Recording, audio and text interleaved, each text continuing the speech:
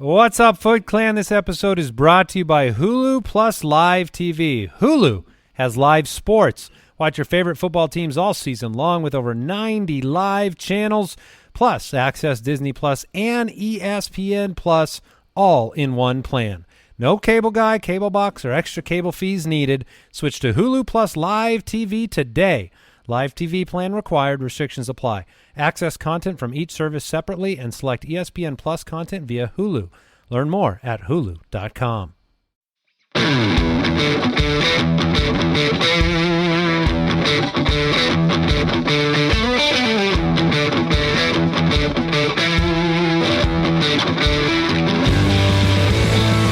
Welcome to the Fantasy Footballers DFS and Betting Podcast with your hosts, Kyle Borganoni and Matthew Betz.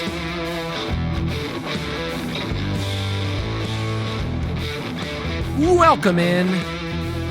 Friday, September 1st, aka my dad's birthday, on the Fantasy Footballers DFS and Betting Podcast. I'm your host, Kyle Borganoni, and I am joined, as always, by Matthew. Dude, thanks for smiling at that Betz. It got me good, I'm not gonna lie. Happy birthday to Kyle's dad. I'm sure he's listening to the show, right? Oh yeah, huge listener. I mean, you gotta boost the listens from the family members, right? I mean, that's at least 55% of our audience. I got all my siblings, got my parents, not only listening on their cell phones, but on desktop, just to make sure our downloads are up there and we keep our jobs. I think that's the funny part about the fantasy football industry that no one really talks about is you kind of have a lot of the same people passing around the same podcasts, especially in the Twitter sphere. And then you have the family members who are like, hey, we support you. We love that you love this fake thing that you look at all the time, but you're not playing in the NFL, and we support you. But the family members that care about a DFS and betting podcast, I mean, my mom listens to every show. She says, I don't know anything you're saying the whole time at all, except for when I trash her mashed potatoes. Oh, dude, that's one of my favorite times of the year, right around Thanksgiving. You know, I love that slate, as you know, 3-gamer, it's so fun. But I mostly love that episode because there's about a 97% chance Kyle's mom's mashed potatoes are getting trashed on the show, which, dude, that takes a lot out of you to say that live for a lot of people to hear. And I would love to know what the conversations are like at the table at Thanksgiving when you have to go over there and someone says, hey, man, you want some potatoes? And you're just like, get that out of my face. I have to humble myself just to tell my mom, you know what? Don't do that. Don't make that again. She makes a lot of great stuff. My mom's a great cook. Mama Borganoni. She knows what she's doing. If people are wondering what that's from, there was a random episode, probably 3 years ago at this point, where I forget how it came up. We were talking about our favorite Thanksgiving foods, and you just trashed your mom's mashed potatoes. You were like, they are not good. They are terrible. I love her, but they are just not good to eat. I mean, I just want to be honest. It's you can't win a GPP every single week, right? You're gonna have some losses. It's a long-term approach, and I've chosen that with my mother, with DFS, just to say, you know what, I'm gonna take my wins and losses. On this episode, Betz and I will talk prop strategy to get you ready for week 1. I know a lot of people, you can see lines on Underdog or Prize Picks, and we're gonna get those for DraftKings, FanDuel, wherever else you get your lines, Caesars. We want to make sure that you're not just blindly saying, oh, this guy could totally hit this. He could totally do that. And by the way, that's the voice of just the average crony out there that says, hey, I like this line. I like this team. He could totally do that. Any player, okay? Any player besides Terrace Marshall can hit their line, okay? Anybody can do it. Accurate. Hey, dude made the roster. That's at least saying something, right? That's a win. Yeah, no, it's a huge win. So we'll talk about prop strategy. Best way to look at it, obviously, we're very big on taking unders. We root for bad football. That is our strategy. Root for bad football, take an under, sweat it out. I get it's not as fun, but it's probably more profitable. And then we'll talk about DFS roster percentages. This is something in the DFS Pass we have for you where in the optimizer, you can actually see what for week 1, this is where this player's projected. We'll talk about some of those on this show. And then, Betz, I don't know if you know this. Next week, we have football. I am finally coming around to that. When you told me earlier this week we were coming up with our game plan of, all right, let's record this day and we've got these shows coming up, Kyle's like, well, yeah, and then next week, we record Tuesday. I was like, why are we doing that? You're like, kickoff is Thursday night. I was like, wait, hold up. Football is in less than a week by the time this episode comes out. So yeah, man, it's exciting. It's caught me off guard, but I've finally come around to it. I'm ready. I'm ready for Chiefs, Lions. It'll be fun. And with football coming back, dude, you and I are going to 2 shows every single week. Yeah, I think that's the reminder for people. If you blocked it out of your mind, Betz and I haven't done a Tuesday show since, before the playoffs? We go all the way through week 18. So I was going to say week 18, yeah. So yes, you will have this hit your podcast feeds Tuesdays and Fridays. Tuesdays episodes are kind of just a primer for the week and saying, hey, here's the salaries, here's the games to look at, just to kind of get you prepared. And then Fridays is kind of like our main show that we get to walk through our stacks, walk through who we like for cash. But for this next Tuesday, the entire episode will be on showdown strategy. So single game stuff, talk about Detroit, talk about KC, and Betz will give you the winning lineup. Betz is actually more of a showdown player. I'm not trying to be cute here. You're better at showdown than me. I will be honest with that. And you get to write that up in the DFS pass. So this next week, I'm just trying to put you to work here. You will have an article coming out about how to defeat the DraftKings showdown, right? Yeah, how to win $1 million, guaranteed. I mean, there's no questions about it. Someone listening to this show is probably going to win it. But yes, every week in the DFS pass, you get my favorite captain picks, flex plays, game theory approach, kind of game preview of how I'm approaching that Thursday night football game every single week. So that one will be up next week, probably on Wednesday evening or Thursday morning for Chiefs and Lions, and then every week thereafter for every single Thursday night game. I feel like we should start a really simple tradition this year for DFS. Basically, it's this. If you win a contest, one, you got to buy the jersey of the player that won it for you. I don't even care if it's a bad player, but like you have to buy that jersey. But two, if you take home a giant prize and you're just, feeling generous, you don't have to give the money to Betz or I. You could, though, give a small amount to our kids' college funds. Well, I mean, what do you think about that? That would be awesome. Let's please do that. It's like, hey, how did you get in this college? Well, my dad talked in this podcast in the basement for a while, and then some random guy won, and then they gave me like $15,000. He told me to play Terrace Marshall. Now I have his jersey, and I'm in college. And the thing is, my dad's still trying to win. He's a dummy, but their friend did. So yeah, no, it'll be interesting because we're going to get some stories. It happens every year where we get sent in, hey, I won this week. Thanks. I was just listening to the podcast. I got the DFS pass. So go to dfspass.com and use the promo code DFSPod if you want to save a little bit of money on that.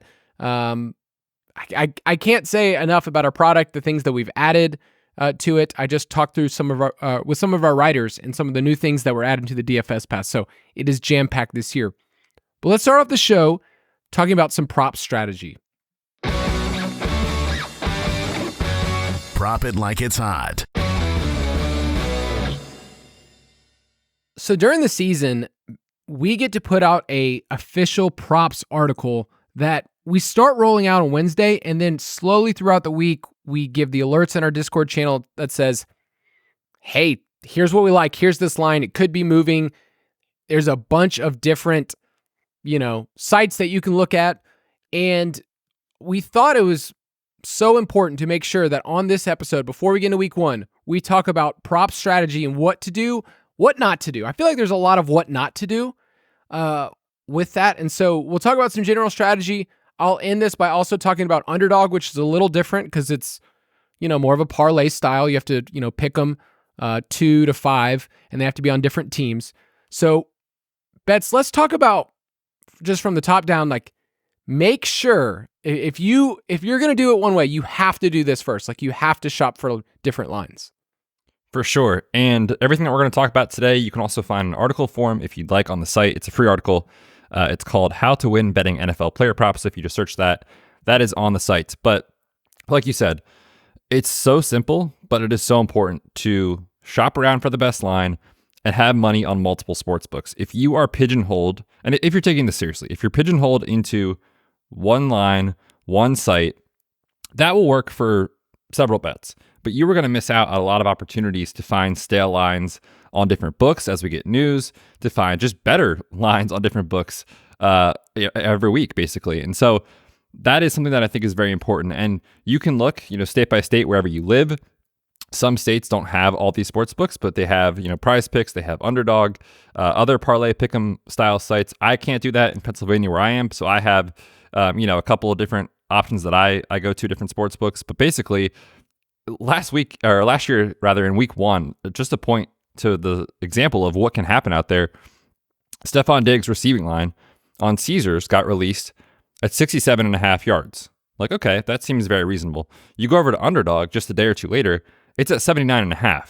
Now, we're not going to see that drastic of a difference often, but every now and then it does happen, and you're like, okay, well, no matter what side you like of that line, if you want the under, like, play it on Underdog. If you want the over, play it on Caesars, right? Like, that simple shopping can help you become a much more profitable sports bettor in the long run. The other thing is that you need to be mindful of the odds that you're laying. So you may love, this 40.5 rushing yard line or for whoever it is. But if it's minus 125 versus minus 115, that doesn't seem like a lot in the odds market. But if you think about if the bet loses, like if you're betting $125 as the minus 125 would suggest to win $100 versus betting 115 to win $100, if you lose, like I'd much rather lose $115 than $125. And that doesn't sound like a huge difference. That will add up over the course of time, and it can really drain your bankroll. So have money on multiple books, shop around for the best lines, be very mindful of the odds that you're laying. You also, I think for me, I need to convert them into percentages. So there are implied odds that you can do. So there's really easy resources out there. If you want to just Google betting calculator, there's lots of good ones out there that you can. The Action Network has one that I've used for years that I'll just be like, okay, I see this is minus 166. What does this mean in terms of the implied odds when this is going to hit? If I bet this 50 times, how often is this going to hit? You can actually look that up. So for me, I need actual percentages because then it actually tells me like, oh, this is really a steep price to pay, if you're, at certain odds. So keep that in mind. If you're new to this, there's different ways to look at it. There's some great resources. Betz and I have done a book club before, where we've read some stuff. It was pretty cool. It's just the two of us. But what a time. I know. Sitting by the fire, cup of tea in hand, just reading a book. We didn't even get to read together. It was just like you did it by yourself, I did it, and then we talked about it. It was a really cool club. Basically. The Logic of Sports Betting is a really, really great book if you want to look that up. Shout out. Let's also just talk about the difference because it's possible to like a player in DFS, like a player in redraft, and then not like what their prop is. Like there's so many different nuances to fantasy football. So when somebody says like, oh, you don't like this player, it's like, I don't like this player at a certain cost. And with props, you do have that. Like if you look at a line, you go, oh, he can totally hit that. Like, oh, that, Stephon Diggs last year, you saw that line, 79.5 receiving yards. Like, oh, he can totally hit that. And he did, 122 in week 1. But there's also a chance for them to hit the under. And over the course of the season, unders in general tend to hit. In DFS, we're searching for a big outcome, right? We're searching for someone to hit something that's their 80, 90th percent. In props, we're looking at median. So that's like, I think the best place for me to compare props in DFS is for cash, because in cash, we're looking at median projections. So maybe explain why that is more of what we're looking at. Yeah, there's a lot of times that we'll, take a prop, specifically an under or something like that. And then at the same time, we're like, well, he's actually a decent GPP play. And you're like, well, how can that even be? But if you think about, like Kyle said, it's the price that you're paying, for example, and also understanding that the player prop betting market does not equal DFS upside. For example, probably one of the most boom bust players in the NFL is George Kittle, right? He's going to have some massive weeks, some very high highs, but some very low lows, like, some 2 for 20 games. And you're like, okay, well, that stinks. But I am willing in DFS as a GPP player sometimes to live with those lows because I understand 3, 4, 5 times a year, usually, George Kittle is giving you a massive slate winning performance. It doesn't happen super often, but when it does, it's massively profitable, right? 90th percentile outcomes type of stuff. But in the props betting market, he's going to hit his receiving underline probably more often than not this year. But when he does hit it, it's a massive jump, right? So it's just very different in terms of how you look at it from a ceiling projection versus a median outcome projection. And in the player prop betting market, that's what we're looking at. We're not looking at, can he hit this line? Can he smash this line? It's just, how often does this hit? And what are our numbers telling us about how frequently that's going to happen? It's so important too that you need to be able to shop for the best line. You need to find the median outcome, but also lines will move, right? Like a lot of times people will look at some of the stuff we have like, I can't get that line anymore. And the only reason that happens is because moving the lines. I mean, that deep, deep voice. Okay, so this is, just so you know, Betz and I don't actually move the lines. We don't throw around that big of a bankroll. We like to joke about it. We like to joke that our listeners are the ones with the big payrolls, right? Like the people listening to this show, they're the CEOs, they're the doctors, the lawyers, whatever other rich professions there are, I don't know, out there. They're the ones moving the lines, right? Oh, absolutely. Everyone on the DFS pass is probably moving the lines, seriously. But this is something that does happen in the prop market way faster than a traditional, Chiefs minus 6.5 is the week one line. Then that sort of line or a total. It takes a lot of movement for those, a lot of money, I should say, and a lot of volume of wagers for those lines to move on a weekly basis. These props, we're not the only group giving these out. There's other fantasy sites, there's other betting sites. A lot of people are on these certain things. There's articles, there's podcasts. So as money comes in on these lines, they're going to move within a day, 2 days, something like that. And if you're trying to be profitable, getting ahead of that movement is a very important thing. You want to make sure that you're not just chasing moving lines. For example, let's pretend, Joe Mixon's prop for rushing is like 90.5 yards. You like the over. By Sunday, you missed it. And all of a sudden it's up to 97.5. And you're like, it's a great matchup. Like I'm still going to take it. Finishes with 95 yards. You lose, but you could have won if you got the best line. So sometimes there's still going to be an edge in the line that is out there come Friday, Saturday, but sometimes it's gone and you just got to live with that. Like if you missed it, right? You don't want to chase that. So be mindful of when you're betting these things. Be mindful of the opener versus, what it was, what it is now, because you want to be really careful chasing those things. And the way to make sure that you're getting the lines that we're taking is in Discord. So if you are part of the Ultimate Draft Kit Plus, part of the DFS Pass, you get Discord access. As part of that, in our props channel, there's a pinned message at the top from Papa Josh, Discord manager, that you can click. It'll take you to the message. All you have to do is respond to it with like an emoji or something, and it'll get you set up for alerts. So whenever we take something, we alert the channel. Those who want the notifications will get it. We'll tell you what line we took, which book, and then usually I'll link the article that I write up. That way you can see our rationale behind it, our reasoning, and we're not just blindly giving you lines to follow. You get our process in the total process there. So let me just give you an example. I'll just pull this one just randomly, like out of nowhere. Just pulling it out, Yeah. Let's out of nowhere. Let's just say somebody on this podcast last week, I don't know, gave a line for, what's this player's name? Amon-Ra. And his receiving yards line was, I think I put, I can't remember, 77.5. Let's just throw that out there. This is a good bit so far, right? You like that? What is it now? Oh, it's 73.5, baby. Oh, moving the lines, no big deal. You know what we do? Now we come back in on the over. No, I'm just kidding. I did look at that and go, I wouldn't bet that anymore. That is a good example, though. Like 4 or 5 yards of movement seems like nothing, but it's kind of a lot in this market. So if you missed it, like you said, you missed it and you move on to other opportunities. So our main strategy is that we take mostly unders. I would say 70% of the time, 75%. Is that you could probably give a better number. I mean, a couple of years ago, it was like routinely unders all the time, but the markets have corrected and books have gotten better. So we actually took way more overs last year than I felt comfortable. Like every time I wrote it up, I was like, this is just, I hate this. But the market overcorrected. So I'm interested to see how it goes this year. But in general, we're targeting unders whenever it makes sense. Not that we won't bet overs, because we will, but it's just that unders historically will cash at a higher rate. Yeah, unders about 60% of the time. So if you just blindly hit through the unders, I think you're probably going to do well. Betz and I don't really bet totals or spreads. Like we don't give that in ours. But part of my process is, I shared this on the podcast, I just blindly throw out unders on the final line if they're over 50. Because I've seen over the last couple of years, if a game at kickoff is above 50, it will hit the under around 58% of the time. So I'll just blindly throw that out there if you just want to be on the under train, root for bad football.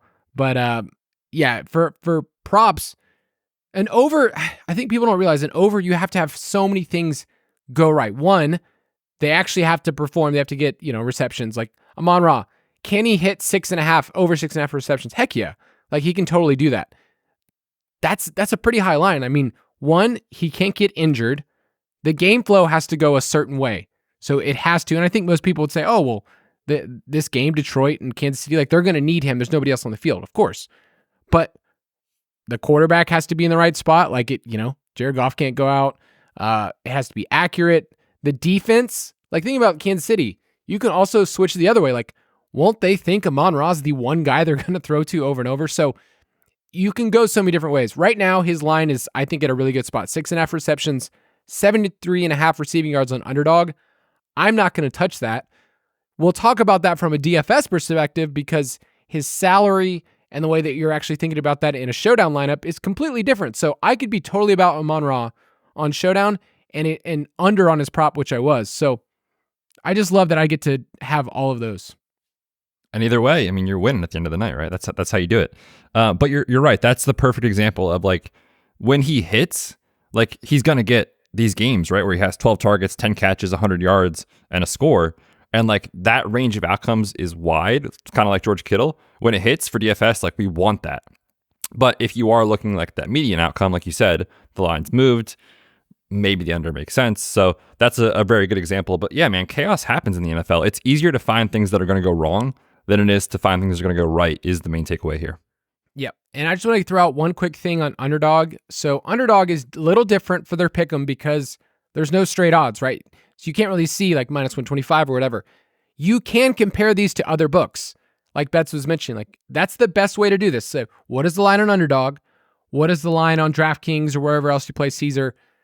And based on how they do their odds, the best bets are for you to do the 3 parlay pick'em or the 5. Okay, so those are the best in terms of the implied odds. They require the lowest individual pick win rate needed, and they have the lowest implied site fees. It is very tempted to go to 4 because it 10x's your money, and it's very always tempting to go to 5. You need to be okay if you're going to do 5 that you're probably going to lose, and if you want to use the insurance option, you can. You can still correlate when you get to Underdog because obviously, if your quarterback's going to throw for a ton of yards, your wide receiver's going to probably have a lot too. So if you like Goff, you probably like Amon-Ra's over. But you have to pick from at least 2 different teams in your pick'em, so it gets a little different. So for me, you can find value. I love using Underdog to find value because their lines are usually out earlier. Same thing with Prize Picks, and you can compare them to the bigger books. So this year, I'll probably be releasing more Underdog lines because those are the ones we have out right now as of this recording. But we'll have more out this next week, and we'll get to notify you guys. So any last thoughts on prop strategy? No, I think we covered it pretty well. If anyone has any follow-up questions on that, like sometimes we'll post some lines and I'm totally cool if you guys ask us like, hey, you posted this on Wednesday. Here's where it is on Friday. You still taking this? Yes or no? I'm happy to help you guys out there. But yeah, that's kind of a good strategy take-home point. I think we hit on all the major points here. And I think the phrase you just hear is like, no. I'm cool. That's what you just cool, said. Man. I'm super cool. You kidding me? That's the advice, people. Follow Betz. You'll be okay. You might be cool. You might be cool. All right, we're going to take a quick break, and we'll be right back.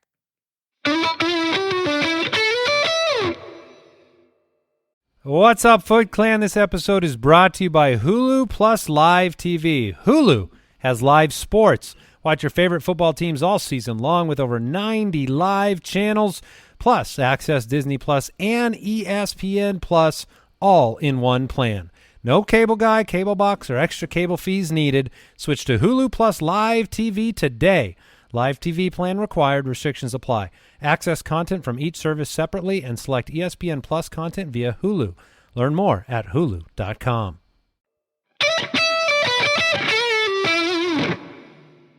So this episode is kind of like a twofer, a little 2-for-1, where we're talking prop strategy, and then we're changing gears going into DFS roster percentages. Do you feel like you can shift your mind right now, Betz? Like, I mean, because you just have to take everything you just said, all the cool things, the things people are writing down in their notebooks at home, and then change it into DFS. Can you do that for us? I'm going to try. This is chapter 2 of this awesome book that we just wrote. All right, let's go to chapter 2. He's so hot right now. That's right. I started this show off with Prop It Like It's Hot, and then let's just use that drop, right? He's Why so not? hot right now. Why not? So, if you need a refresher, go back. We had a DFS goals episode. We had a cash game strategy episode. We had a GPP strategy episode. The last 3 weeks, they have just been, as the kids say, bangers. They love, the hits keep on playing. But I need to make sure I say this. There are people, you're joining with us for the first time. You're starting to get into DFS, betting, whatever it is. I cannot stress enough. Go to our website. Go to thefantasyfootballers.com. If you have any questions about, hey, what do they mean by cash? What do they mean by GPP? You can find all of those. We have a DFS 101 section where we explain all of this.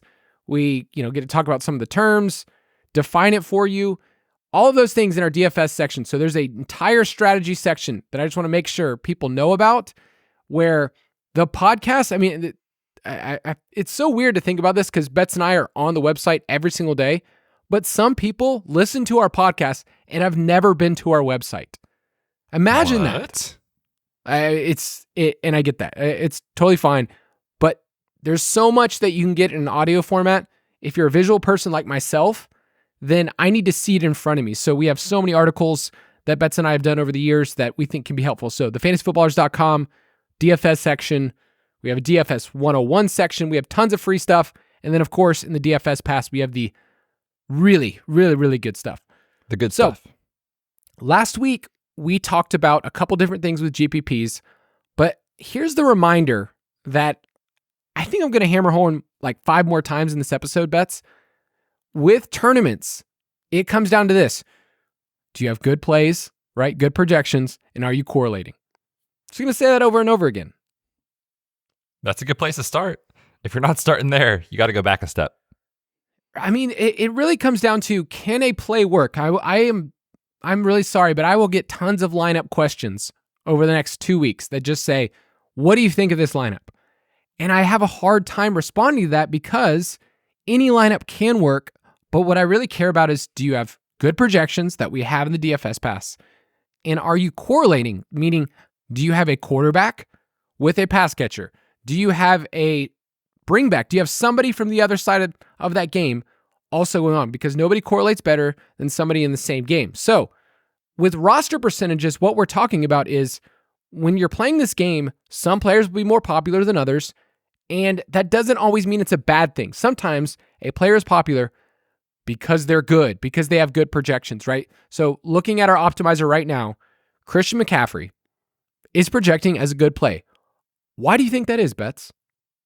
Perhaps because he's a top 3 pick or top 4 pick, depending on your site, in almost every redraft league currently. He is awesome. He catches the ball. He's going to have the goal line roll. This offense is great.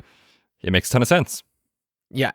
And even against the Steelers team that, I don't know, is gaining some steam, right? Like, I feel like the Steelers right now are a pretty popular team that people are like, oh, I think there could be sneaky. Like, Christian McCaffrey is going to project super well. Maybe that's a game that you could look at as a sneaky stack. The total's still not great. So you can talk about that, but are you correlating? Do you have good projections? But for roster percentages, last week we talked about most winning lineups in GPPs, in big tournaments, have at least 2 players under 5% rostered. Okay.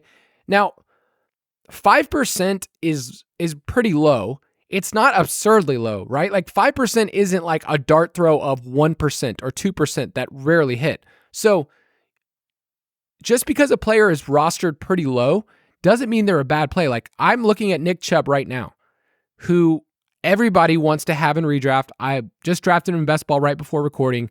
I feel great about Nick Chubb, but he's projecting under 5% because his salary is pretty expensive, right? $8,200 on DraftKings, and Christian McCaffrey, Austin Eckler are right above him. So just because a player is probably not going to be rostered a ton, it doesn't mean he's a bad play. It just means here's the opportunity cost for this player.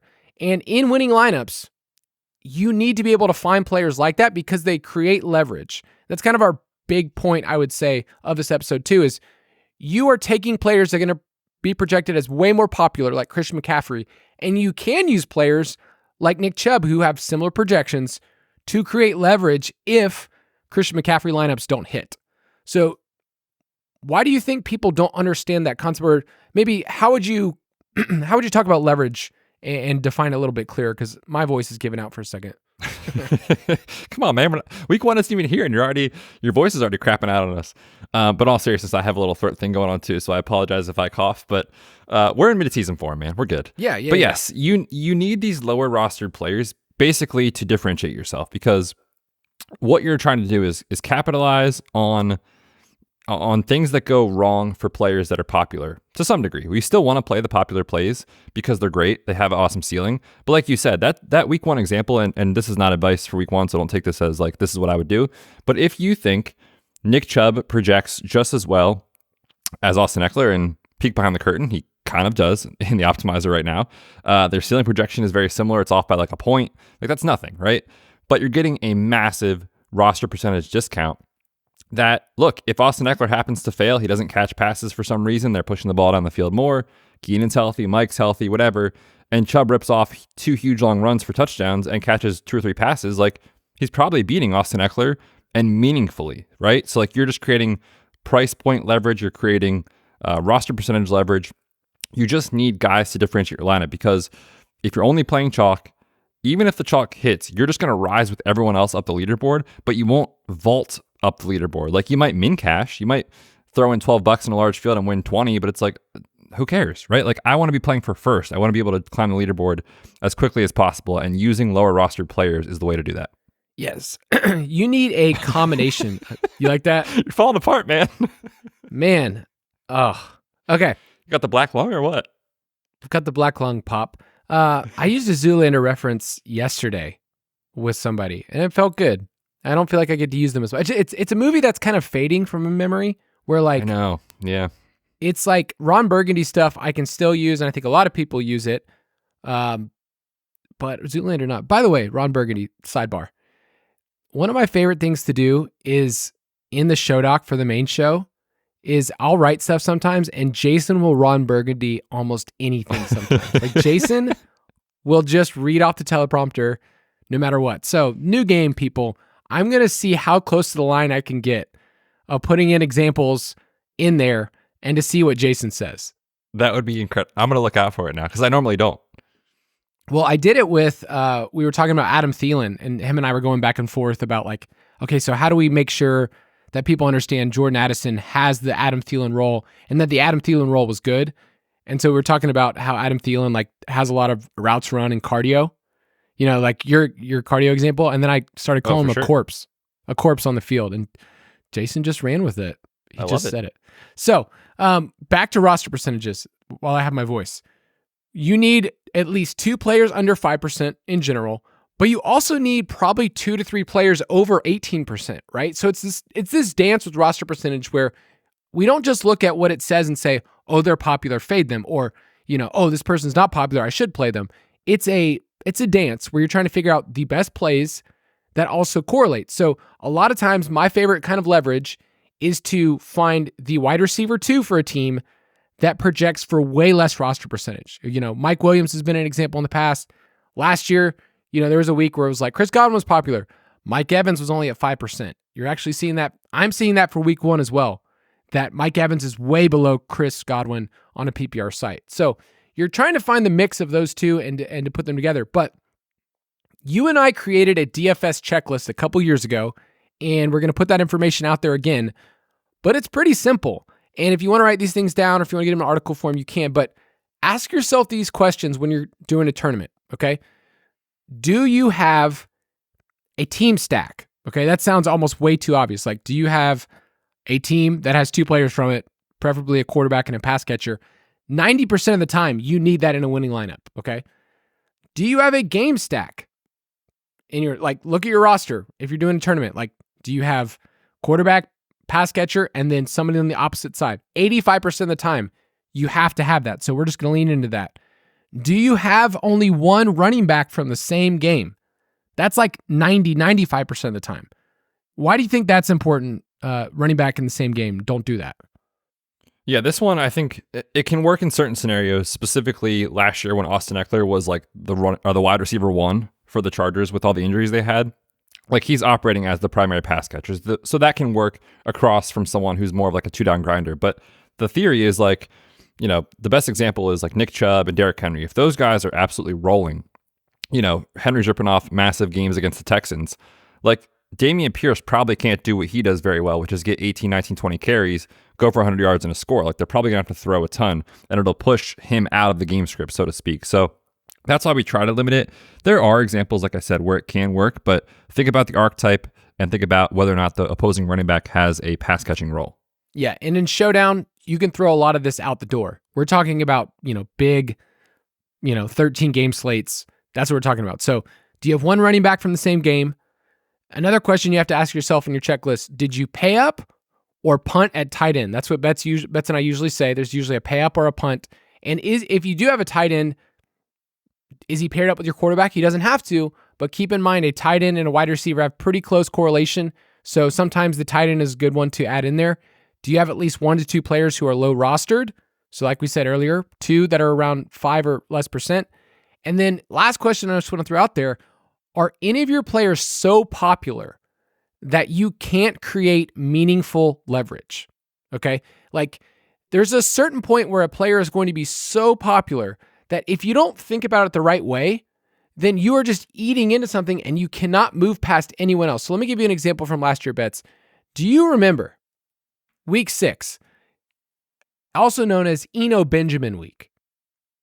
I actually don't remember this at all. So this is going to be fun to try to remember what was happening in week 6, which was probably like mid-October at this point. So Eno Benjamin has probably gotten way too much press on this podcast over the years because he really has. I wrote an article called the Eno Benjamin Principle for Best Ball a couple years ago, and it was just, why did I spend so much time? Eno Benjamin has been a pretty much nothing running back in the NFL. But in week 6 last year, James Conner wasn't playing. Eno Benjamin was 4,600, and he was rostered in 46% of Millie Maker rosters. What does that tell you? Well, I mean, the free square running back thing is always enticing, but at what cost, right? So like, that's probably a guy, if I remember correctly, I would have been like, just play it in cash. Like it's totally fine. Who cares?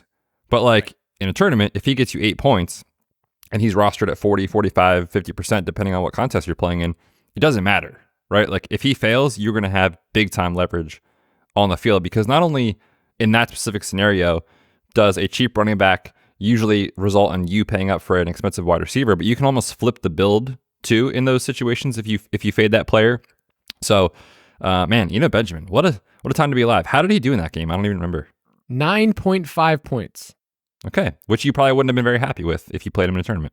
No, not at all. Like in cash, you could have survived, right? Like that's Totally. him 2xing. Like you would have been okay, but that would have buried you in a tournament for you to say, hey, I'm going to give one of my roster spots to a popular player, and then you're just stuck there because basically half the field played him. So keep that in mind that it doesn't mean that every single time that person's a bad play. It's just also looking at your lineup and saying, if I have anybody else who's popular and they don't hit, I am completely screwed. So Eno Benjamin. Yeah, think about the player too. Like sometimes it matters, right? Like it won't happen this year because Alexander Mattison is the dude, but there's been times where he's been like 5,600 and Dalvin Cook gets rolled out on a Sunday morning and you're like, well, it's Alexander Mattison. We've seen him do it before and he's playing the Lions. So like that is an example where I probably would just eat the chalk. But Benjamin has shown us time after time after time, he's not the best at the game of football.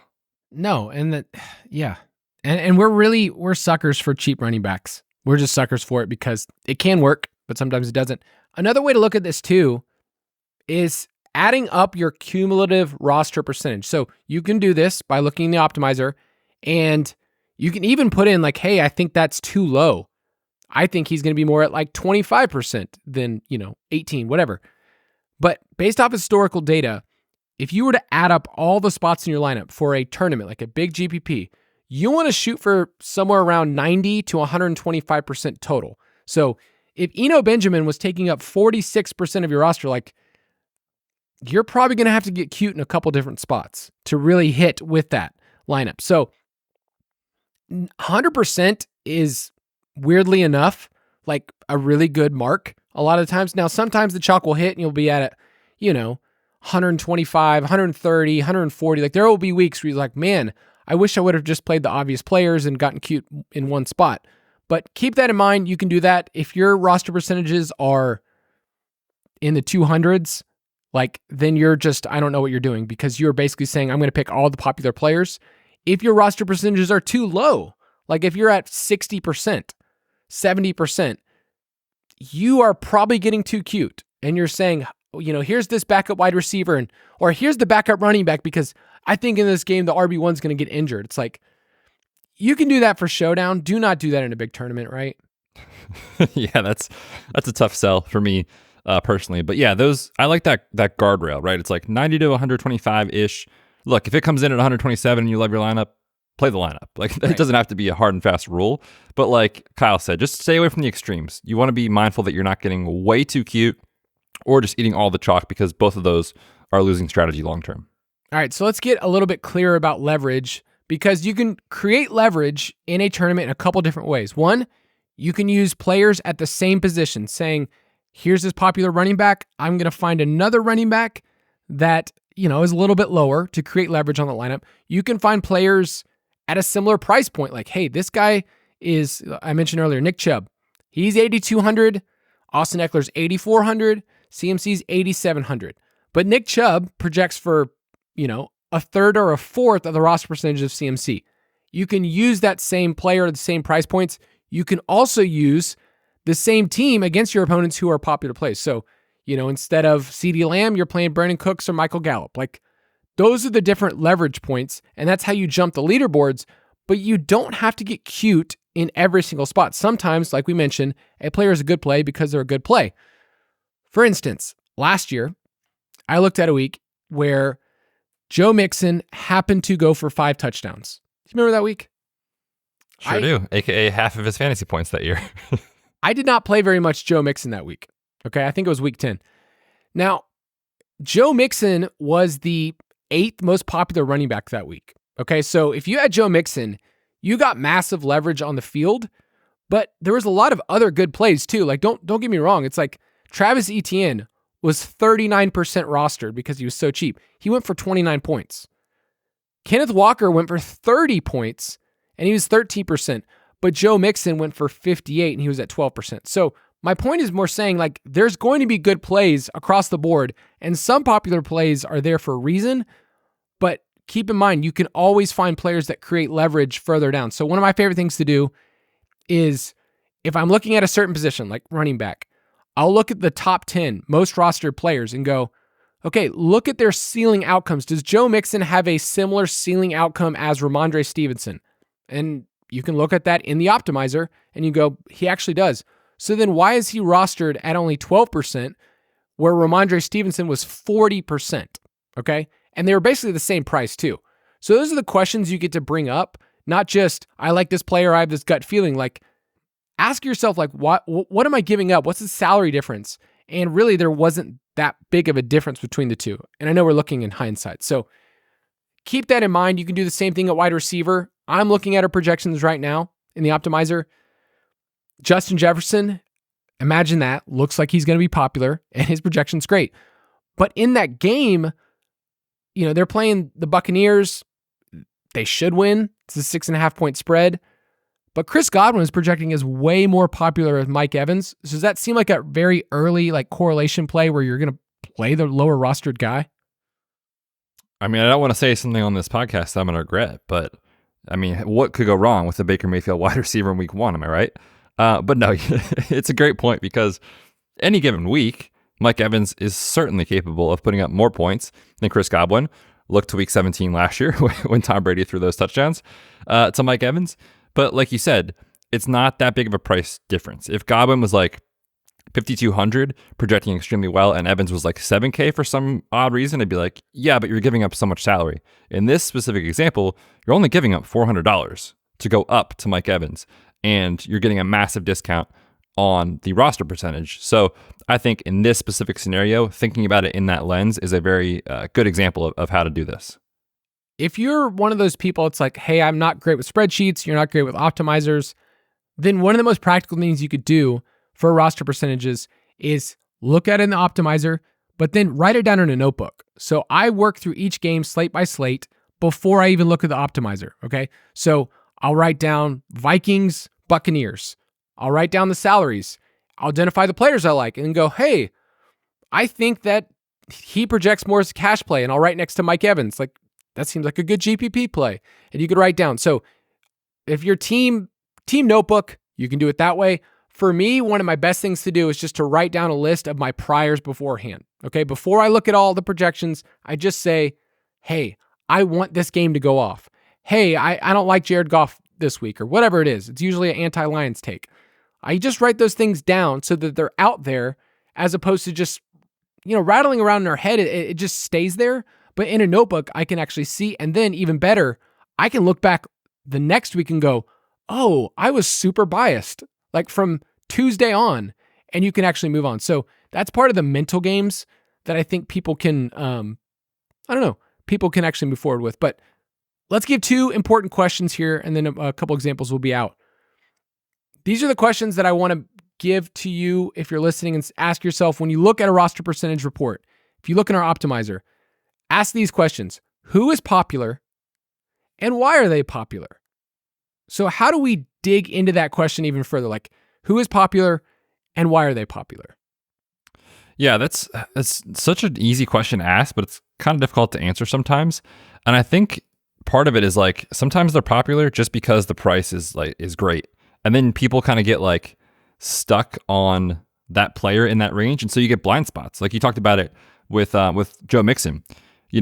Projected slightly worse, I would say, maybe, than like Ken Walker or the other guys that are right there in that price point. But you usually pick and choose like different price points. And so if there is a guy that is like the cash play that week or a very good play, the guys going around him in roster percentage will get a blind spot usually. So that's kind of one reason that happens. But also too, like sometimes, there will be recent trends that people are a little bit more worried about. Like last year, there was a couple weeks where like Mixon was very not great for fantasy. And so then people were off of him, right? And that'll happen too. So those are a couple of reasons why certain players get steamed up and are popular. But if you're willing to move past those and look past those, you can identify some blind spots. Yeah, and often it'll just be totally, this is the matchup. Like we've seen what this team's done, and you and I look at the matchups every single week, and it can be really easy just to move forward with that. Week 17, some of the most popular players were Lions and Bears because, well, the Lions defense wasn't great and Justin Fields has been going bananas. Justin Fields had a terrible week for DFS. He sunk lineups.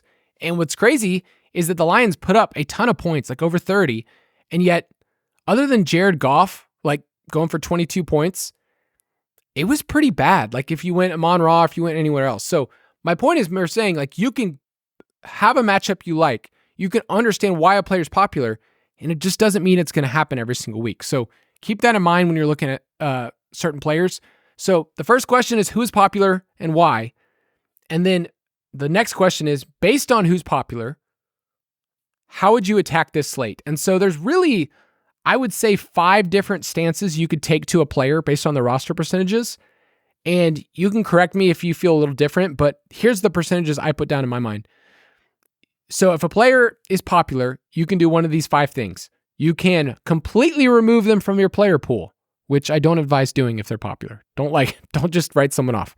I would actually say don't remove any players that project above, 15%. Just don't even do it because you will get buried. So don't just remove them immediately.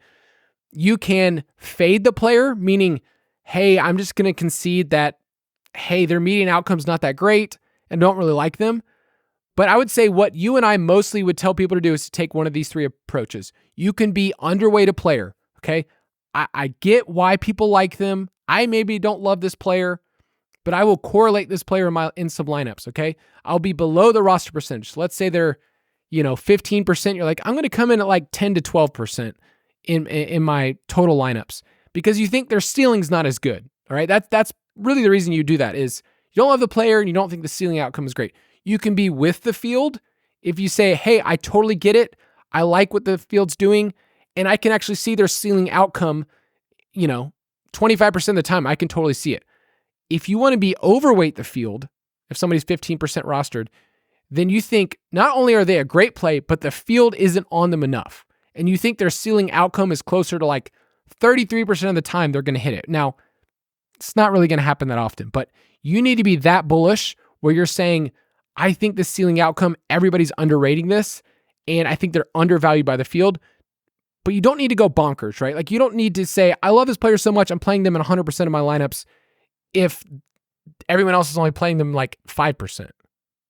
For sure. I think that's a good way to think about it is those three options, underweight, overweight, and even. And sometimes like it's okay to not have a take on a player. Like they just project okay and like the price makes sense and they correlate with a game we like. Like, okay, I see the path. I'm not over the moon about it, but I'm willing to accept that this is probably very efficient as far as the roster percentage and you just go with it. That's totally fine. I think I'm more willing to completely remove a player from my player pool if they are a fragile projection. And sometimes projections, look, they matter. They can't capture everything. Like the best example is 2 years ago in week 1, Marquez Callaway, right? We brought it up on the show multiple times. He just crushed in the preseason, caught 2 deep balls from Jameis Winston. It was a Monday Night Football game in the preseason, and everyone was like, oh my gosh, we need to draft him in the 9th round of best ball leagues now. And he obviously didn't work out. But in week 1, because the pricing came out so early, he was like 3,400. And it's like, guys, we don't even know if this player is good. Like, we don't even know if he's going to play a full route tree. Like, we know nothing, but everyone is just assuming he's going to be the dude. He was like 30, 40% in week 1 because of his price. That example is a player I would just X out for me personally in a large field tournament because I know that projection isn't sticky. I know it's fragile. I know we don't have any data on that guy. And he'd been in the league for a couple of years and didn't do anything. So it's okay, especially with these cheap wide receivers that sometimes pop up as like good cash plays. It's okay, I think, to X out those guys. That's my personal take anyway. Yeah, and the way that I usually go about this isn't just player by player. It's usually game by game. Like I usually say like, oh, I really like this game. Here's the 3 or 4 games I want to stack. The question I see all the time is, how many lineups do you guys build? And it's different per each slate, but the way I usually think is, what are the 3 games that I want to mostly build around?